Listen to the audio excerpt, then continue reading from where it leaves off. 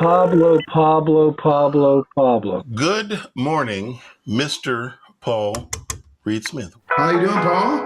Is it story time? Make me get dressed up in my own house. Hey, man, can you hear me? How you doing, Paul? Hey, what's happening, man? Hey, what's up? How are you, man? Are you okay? And that is a ridiculous piece of wood.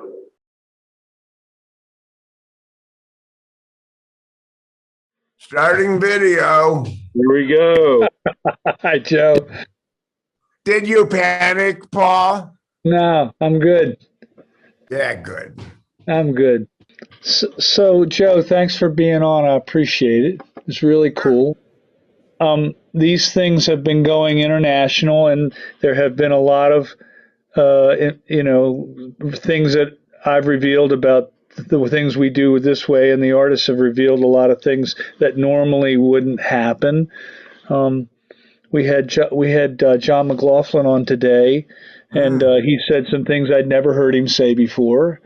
So hopefully we'll have a good talk. And I understand that you have some questions for me as well. So the more uncomfortable you make me, probably the better answer I'll give. So careful what you pray for. Okay. Well, you did tell me I owed you the other day. Yeah. I love that.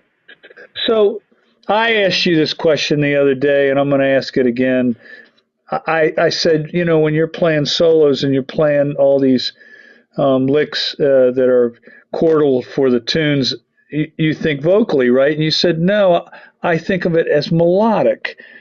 And I thought it was a great answer. And, I think everybody would be interested in, when you're playing guitar, you're not just playing notes, you're playing, are you singing them in your head? How does it come to you, Joe?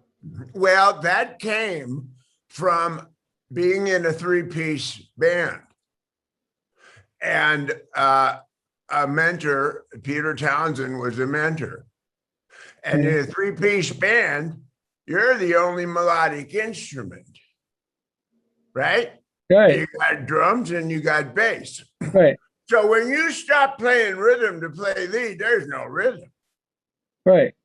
And that can be like drastic, and the other way around.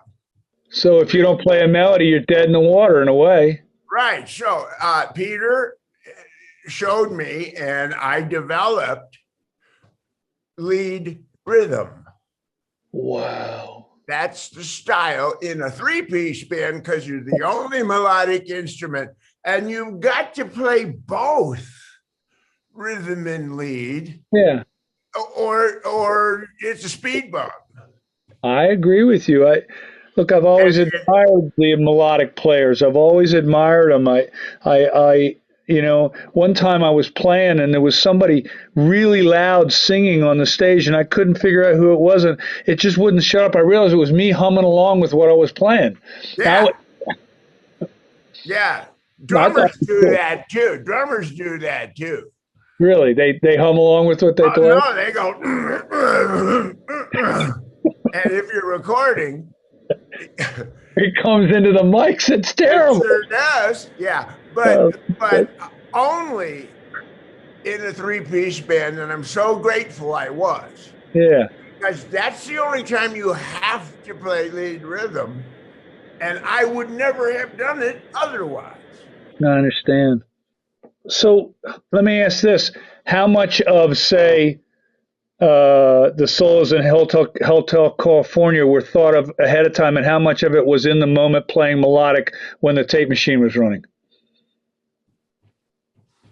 Well, Don Felder and I sat down and we worked all the descending lines. Right. After the basic track was done and Don had sung it, it was our turn. Right. And we agreed on who was going to play when at the end, at the big solo. And we tried to complement each other and build it up. Right. To the very last part. So the solos were not planned. They were spontaneous. playing off of each other. We were really good at that. And the rest of the song was kind of planned out. We put those descending lines on because that was the first set of overdubs. So I saw Felder play not that long ago, and I walked into the dressing room. I said, you're a hell of a guitar player. He says, nobody ever says that to me. I actually think he's a really good melodic guitar player. He's brilliant. Yeah. Before I joined the Eagles, there's a body of lead guitar that speaks for itself. He's brilliant. He's brilliant. He was a joy to play with. I'll bet. So I have another question. I told you this story as well. I stood on the side of the stage at Merriweather Post Pavilion. Al Cooper was playing keyboards. You were running the band. It was the Joe Walsh band. And it sounded like the needle came down on the record. And it was literally exactly what was recorded, but done brilliantly. Was that the intention, that you were trying to get the feel and the energy of what happened in the studio on live? Is that what you were trying to do? I think so. I think so. I like to do that, but I like to leave spaces so it's different every night. I like to improvise, like in Rocky Mountain Way. I leave everybody play whatever you want. Just make sure I like it. That's my instruction. Yeah, but the songs that you heard, Oh, you're playing whatever you want. I better like it. Yeah, just make sure I like it, and you're good. So those songs, that was a long time ago, and we tried to play it like the record. Yeah. First. Yeah. And probably later, a couple of years later, we took more and more liberties. But yeah. So we had the same kind of deal in this band that I joined, and the bass player, who played with everybody, said, if I like what you played, I'll give you a Jameson at the end. If I don't like what you played, you don't get a drink. One day I didn't play very well at all, and he handed me a Jamie. Says, you need to drink because that was not good. Which I thought was funny, but it was the same kind of thing. Gary was basically saying I better like it. The same exact thing, but yeah. It was playfully. It was done playfully, but the pressure was on. Play well. Yeah. By the time this video has hit the decks, your guitars will have been not just shipped, but I think all sold, and people will know about this Singlecut that you have been working on with us. And I just, I sent you a video. I said, please watch this video because I think it's a special tone. And what did you think when you watched the first video? I sent you a little iPhone video about what it sounded like. What was your experience, Joe? Well, it got my interest. Got your interest, yeah. It got my interest. And my thought was, man, if this guitar feels like it sounds, we really got something. We really got something, yeah. Yeah. So we shipped one the other day to a friend of yours. Yes. We're shipping one to a friend of yours, and I plugged it in, and it was one of the better guitars I've ever plugged in my life. So I hope your friend is happy with it. It'll be great. So do you have any questions for me? Yeah, I got a couple. Good.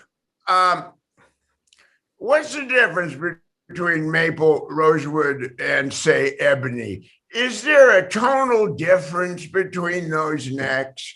It's very subtle, I think, and you have knowledge about all that stuff, the stuff that nobody knows. Is there a tonal difference? Yeah, there is. Let me give you a proof. Almost never do you see a rock star playing an Emity fretboard Les Paul. from the old days. They weren't playing Les Paul customs that had been refretted. They were playing standards with rosewood fretboards. Therefore, Right. there must have been some difference in the tone. I actually think the bigger difference was that the black guitars had gold hardware, which is a really soft metal, and the other guitars had nickel coatings, which was a harder metal that sounded better. But I do notice a difference. But if the string is open and you have a bone nut, it's not touching the fretboard, so it shouldn't make any difference, right? But when Yeah. you play an open D and G note, you hear a difference. So I do think there is a difference. I think the harder the wood, the harder the sound. The softer wood, the softer the sound. The reason people like some of the rosewood so much is it's not too hard and not too soft. Right. I agree. And we're getting better and better and better and better at making guitars that have good sound regardless of the woods they're using. Although I wouldn't ever want to put a balsa wood guitar together. But the answer is yes, it makes a very subtle difference. There are way bigger differences in the size of the neck, the nut material, the way the tuning pegs are made, the way the bridges are made, the way the pickups. A pickup has a whistle to it. It has a note. Every note you play has that pickup whistle in it. And if you don't get the whistle right, the bass note is wrong, as you know. All kinds of problems there. If you play a Strat, that whistle note that's in that pickup is in every note you play, regardless of which string it's on. So I see them as parametric equalizers more than I see them as pickups. But yeah, the wood it's all a combination of things. But I would say it's a subtle difference that makes a difference. Now, the other thing is that people go, what's the difference between a glue-in neck and a bolt-on neck? If I take your favorite Strat and I glue the neck in with super glue right there in front of you, you're not going to hear much difference. Yeah, I reckon. I reckon. Kind of practical that way. I go back and forth. You know, when I play a maple neck, I say, well, this is it. I'm just playing maples from now on. And then I think, well, now, wait a minute. Funk 49 was a rosewood neck. So then I go, well, I better play rosewood. And back and forth, you know, it's theoretical, but thank you for your input. I think there's a little bit different harmonic content. There is. Yeah. Yeah. And one more question. What is your idea of the sweet spot between the pickup and the string? It's different on different guitars. If you get the bass side of Strat pickups too close to the strings, you can't intonate the low strings. It goes sharp and flat at the same time on a strobe tuner. So Gotcha. you can't do that. It's too many magnets pulling on the string. I would like to get it closer to get it louder, but it starts to affect the sustain of the guitar. It starts to affect the ability to intonate the guitar. So a lot of guys on a Strat will lower the middle pickup down and crank the bass and the treble one up, which then you lose some of your in-between tones. Yeah. On old Les Pauls and single cutaway guitars like your model, I like lowering the screws down and getting the pickup kind of close, not too close. Same. Look, when you were doing the video for your guitar, I saw you with a screwdriver out adjusting the height of the pickup. You've been doing this a long time.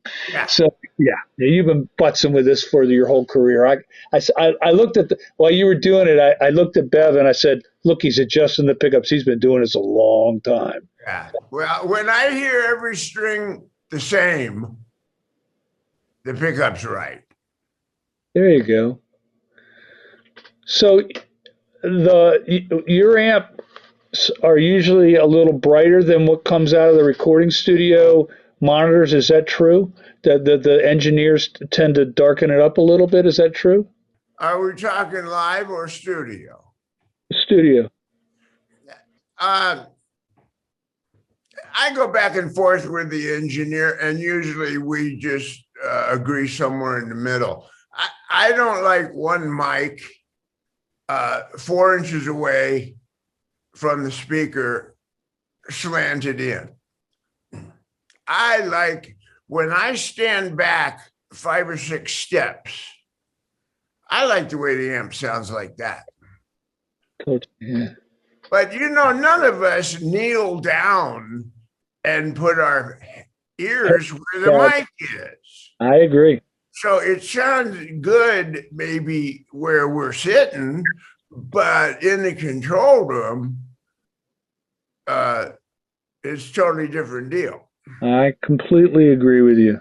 So it's finding the best of both worlds between the engineer's technique and what I hear that gets me off. I understand. There's an old story of Keith Richards, and I don't know if the story's true or not. I don't really care if it's true, but it's a cool story. They were recording Start Me Up, and they had the mic on the twin. He picked it up and pulled it 10 feet away. He says, now record me. Yep. Yep. So I got my hands on one of those amps. It was an old 100-watt Tweed Twin. Sounded just like Start Me Up to me. I was like, that sounds like Start Me Up. I really enjoy good musicians, and very, very often it's like in Nashville, when Leonard Skinner was doing that kind of country rock thing, all the guitar parts had a beautiful, almost a melodic character to the rhythm guitar part. And a lot of the guitar parts now are kind of a wash in the background, but your guitar parts, the rhythm guitar playing is as melodic as the lead guitar playing. And I think that's a semi-lost art. What do you think about that? One thing I used a lot back in the day was to play the rhythm part on an acoustic and double it. And then that gave you the percussive stuff you can do with your right hand. Yeah. And it kind of added a percussion element. And if you double the acoustics and make them thin, you'll play your electric rhythm part much differently. You won't play what you played on the acoustic, which is everywhere. You can play a minimal rhythm part with those acoustics in there because you can't really hear them, but you feel them. And I agree with you. I completely agree. People never record like that. That I know of. It's all just, you play your electric rhythm part. And it's usually too much. I agree with you. Wow. Who's your favorite guitar player outside yourself? Well, Sandy Nasson. Yeah. Sorry. Because they don't know. I met this guy in college named Sandy who was one of your guitar teachers, right? Yes. Yeah. Yeah. I love Leo Kottke. I absolutely love Michael Hedges. Yeah. I think Jeff Beck has taken the guitar to another galaxy. Mm-hmm. It's just not really a guitar. It's his own instrument. He has made his own instrument. Yeah. With a guitar, and none of us can figure out what the hell he's doing, but I listen to that and I just shake my head. I don't know, Hendrix, Jimmy Page is amazing. Yeah. But my favorite guitar, Dwayne Allman on slide, he taught me everything I know. So there's a handful. That's the best I can do. So I'll give you a Jeff Beck experience. You remember Tom Wheeler, the editor of Guitar Player magazine? Sure. Tom and I were friends, and we went to see Jeff at the Garden State Parkway place. And we're standing on the side of the stage, and he was playing a tune that we thought was played on slide. It had just come out. He was hitting a harmonic, Joe, and he was playing the tune with the arm. Yeah. Yeah. the harmonic, and we started screaming. We never seen anything like it. And as the story goes, and I don't know if it's true or not, he spent a year on the couch working on that technique. It was dead in tune, dead in tune. I know it. How's he do that? I don't know. I saw him once live, and somebody in the audience went, whoop, whoop, and he goes, whoop, whoop, on the same note exactly. And we realized we were in the presence of a genius. Yeah. How does he know instantly what the note was, exactly how it was bent, within a quarter of a second of somebody whistling? He's probably got perfect pitch. He probably does. Well, Joe, it's a pleasure to have you. I'm a guitar maker by trade, and to make you guitars is an honor.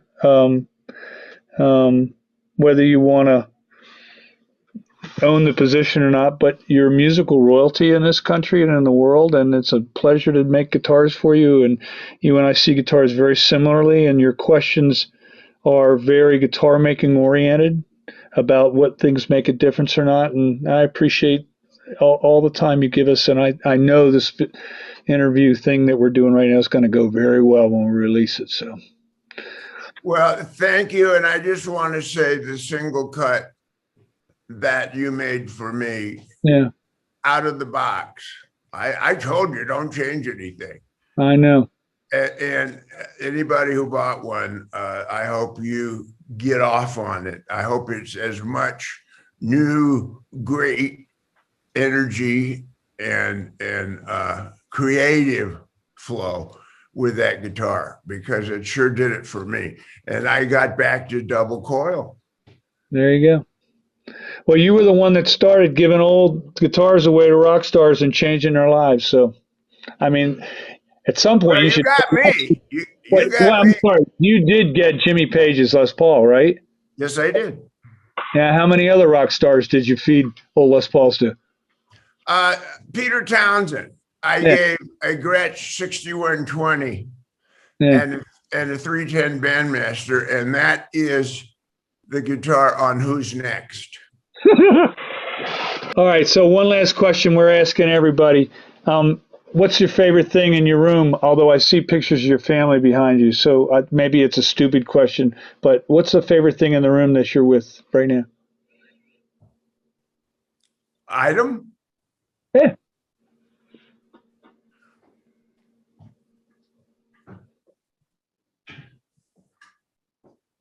It's PRS guitar. Look at that. This. Wow. Favorite thing in the room. There you go. Only guitar in the room. You know what my favorite thing in your room is? What? Your soul. Thanks. All right. See you guys. Bye. Thank you, everybody.